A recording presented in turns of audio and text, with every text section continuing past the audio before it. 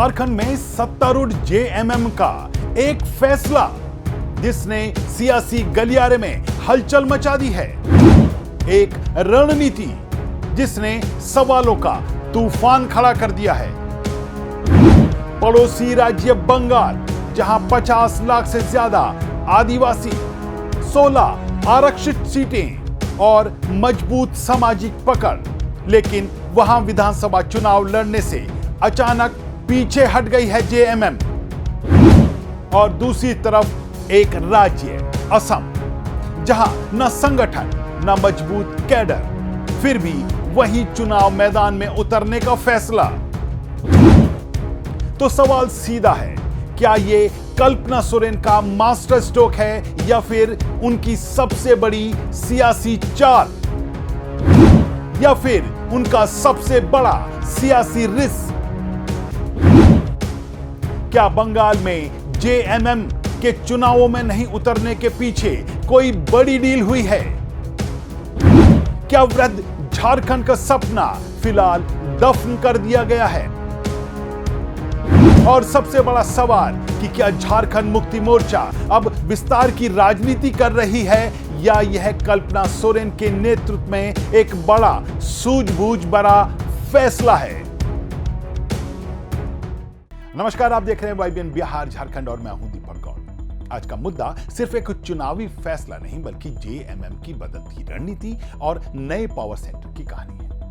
क्योंकि झारखंड की राजनीति में अब एक नया नाम तेजी से उभर रहा है और वो नाम है कल्पना सोरेन। तो मुद्दा गर्म है कि आज के इस एपिसोड में हम आपको बताएंगे आखिर क्यों कहा जा रहा है कि कल्पना सोरेन बन गई हैं जेएमएम की नई बॉस।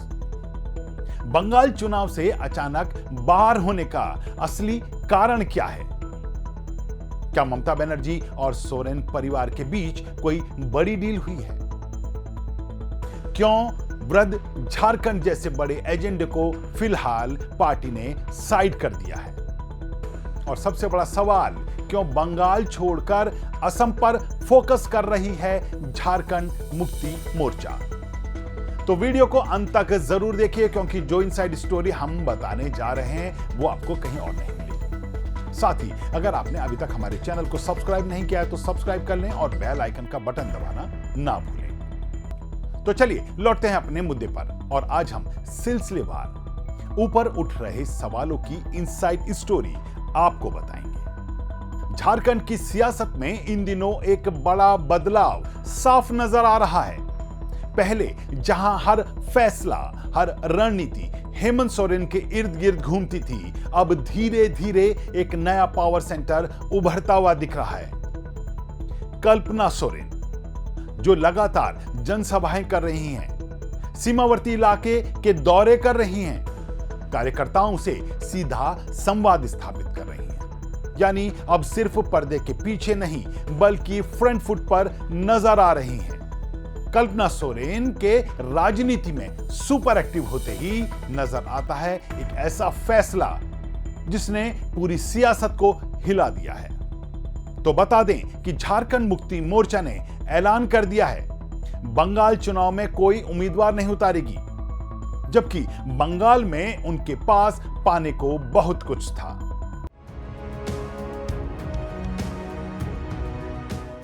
तो आपको बता दें कि बंगाल में 16 ऐसी सीटें हैं जो आदिवासी आरक्षित हैं। 50 लाख से ज्यादा आदिवासी आबादी है। संथाल बहुत इलाके में मजबूत पकड़ है। वो संथाल जिस समुदाय से खुद सीएम हेमंत सोरेन आते हैं और जिनके साथ झारखंड का रोटी बोटी का संबंध है, फिर भी चुनाव से दूरी। अब सवाल उठना लाजमी है, क्या ये रणनीति है या बड़ी सियासी चूक? क्योंकि झारखंड मुक्ति मोर्चा के इस फैसले ने कई बड़े सवाल खड़े कर दिए। क्या वृद्ध झारखंड का सपना छोड़ दिया गया? सवाल उठ रहे हैं कि क्या ममता बनर्जी से कोई डील हुई है? क्या जेएमएम को डर था कि हार से इमेज खराब होगी, या फिर बीजेपी को रोकने के लिए यह रणनीति बनाई गई है?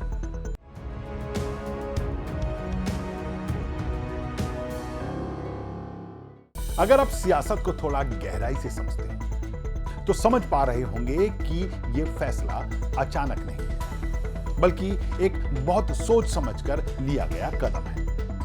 तो चलिए हम आपको बताते हैं कल्पना और हेमंत सोरेन के इस फैसले की इनसाइड स्टोरी, जिसे जानने के बाद आप भी सहमत होंगे झारखंड मुक्ति मोर्चा की रणनीति से। तो चलिए आपको बताते हैं झामुमो के इस फैसले का पहला कारण, यानी मुद्दों की कमी।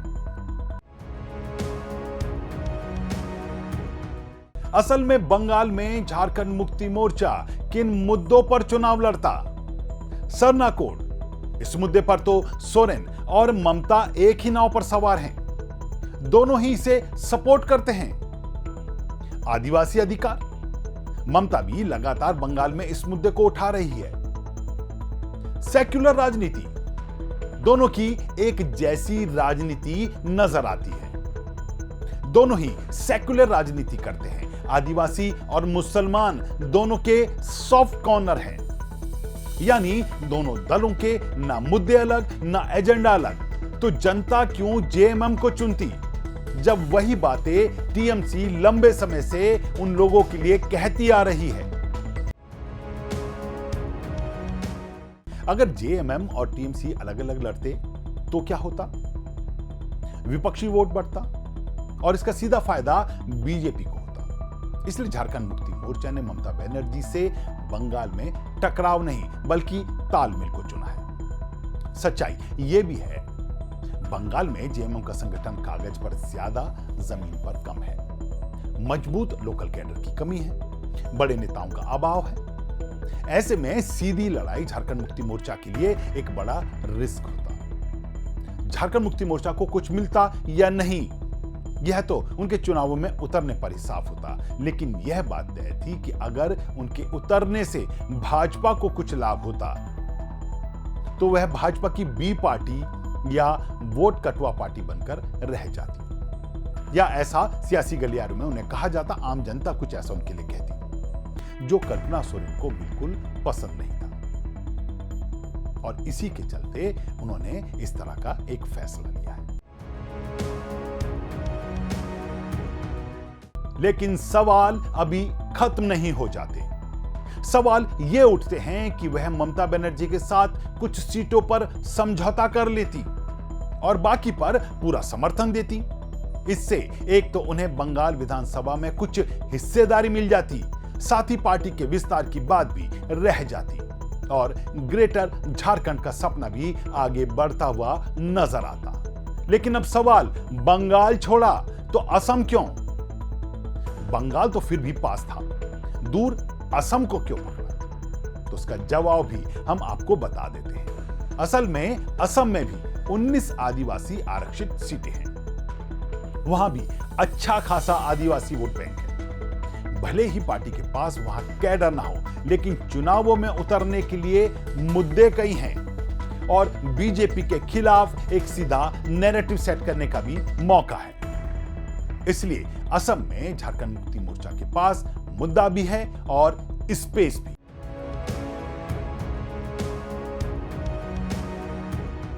तो इस सब के बीच अब सबसे बड़ा सवाल, क्या ममता और कल्पना के बीच कोई डील हुई है?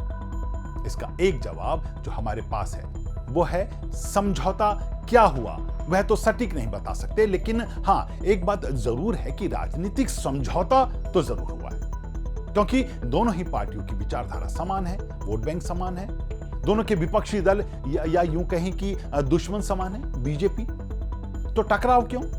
ऐसे में कल्पना सोरेन ने अपनी रणनीति में कुछ चीजों का समावेश करना शुरू कर दिया है। राजनीति में दूसरे राज्यों के साथ भी रिश्ते मजबूत करना, भविष्य की राजनीति सेट करना, साथ ही एक स्टेट की पार्टी न बनकर रह जाने के बजाय राष्ट्रीय स्तर पर भूमिका बनाना।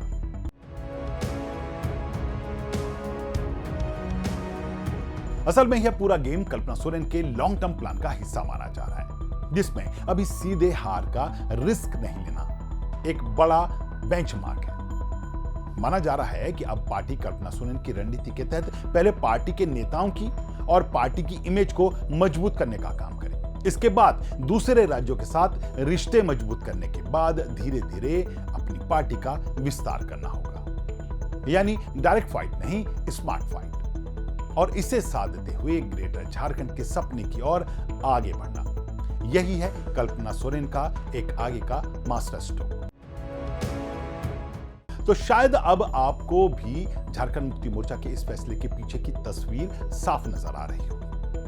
अगर झारखंड मुक्ति मोर्चा बंगाल में चुनाव लड़ने उतरती तो नुकसान ज्यादा था, लेकिन असम में मौका ज्यादा है और वहां खोने को कुछ नहीं है। इसलिए झारखंड मुक्ति मोर्चा ने राजनीतिक समझदारी दिखाते हुए बंगाल से एग्जिट और असम पर फोकस का फैसला लिया। लेकिन हो सकता है कि सवाल अभी भी कुछ आपके मन में हो।